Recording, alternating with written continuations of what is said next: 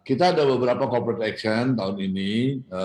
Ya mungkin seperti yang disampaikan, kita ada rencana right issue, kita juga ada rencana akuisisi bank memang yang sedang dalam proses finalisasi ini. Mudah-mudahan sebelum kita bisa dapat persetujuan pada saat RUPS tahunan tahun ini. Dan kita juga akan, karena kita juga aktif untuk berperan untuk di ESG, jadi kita juga mungkin akan ada penerbitan green bond tahun ini, karena kalau kita lihat kalau tumbuhnya agak kencang tadi di apa namanya digital bank kita, kalau yang kita akuisisikan akan kita convert menjadi digital bank. Kalau tumbuhnya kencang ya kita butuh tambahan dana juga cukup untuk untuk injek kepada anak perusahaan itu. Jadi kita siap-siap liquidity-nya untuk pertumbuhan ekonomi yang lebih baik. Jadi 3 lah corporate action besar mungkin tahun ini yang akan bisa dilakukan.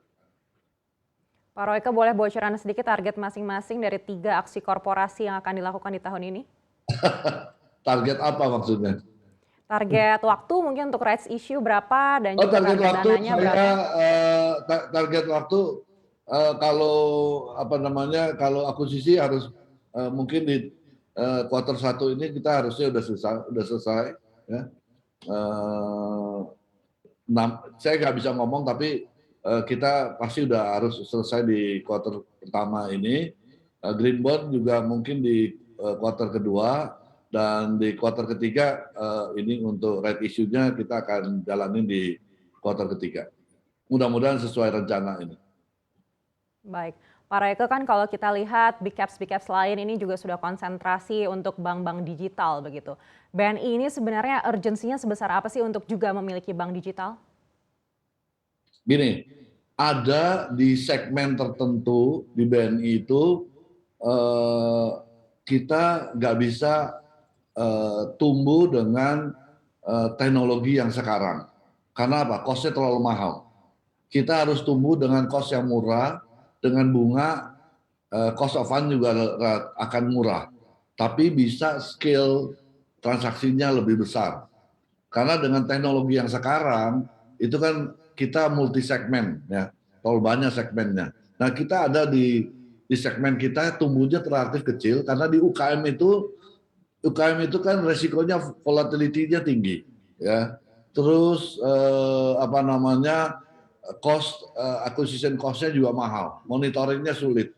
Jadi mau nggak mau kalau kita juga lakukan itu dengan digital, harusnya ini bisa menjadi salah satu segmen yang potensinya cukup besar, gitu.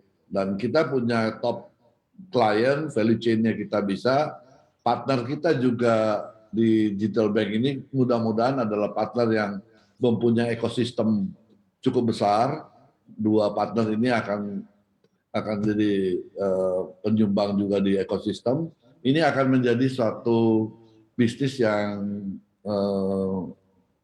bagus untuk ke depan, karena untuk melengkapi kita punya segmen yang sekarang ini yang relatif juga tidak besar di portfolio kita. Jadi kalau kita mau masif, mau gede, karena UKM ini kita tahu potensinya besar sekali.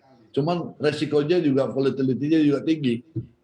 Nah disitulah kita harus pakai dengan operating cost-nya, yang bagaimana operating cost-nya bisa lebih rendah, murah, cost of fund-nya juga bisa kita terjaga, sehingga ini akan menjadi daya tarik tersendiri untuk UKM untuk berbank di digital itu.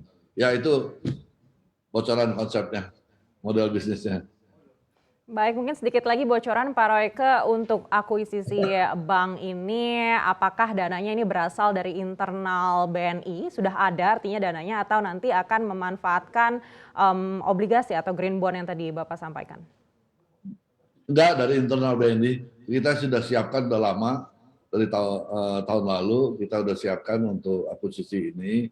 Namun memang nanti kalau ini bisnis model ini jalan bagus, kita juga harus antisipasi untuk injek lagi kan, capital lagi ke bank tersebut. Jadi kita nggak bisa cuma memikirkan jangka pendek, harus memikirkan jangka panjang keselangsungan dari bank digital ini. Jadi kita juga berpikir kenapa kita perlu right issue di kuartal ketiga, antisipasi ya macam-macam. Pertumbuhan ekonomi membaik, kita butuh kapital yang cukup, ya. Karena bagaimanapun juga bank ini kan butuh modal. Modal itu suatu yang krusial untuk pengembangan. Jadi kita harus punya plan yang jelas supaya mendukung induk, juga mendukung anak-anak perusahaan supaya bisa berkembang cepat, mengambil momentum ini.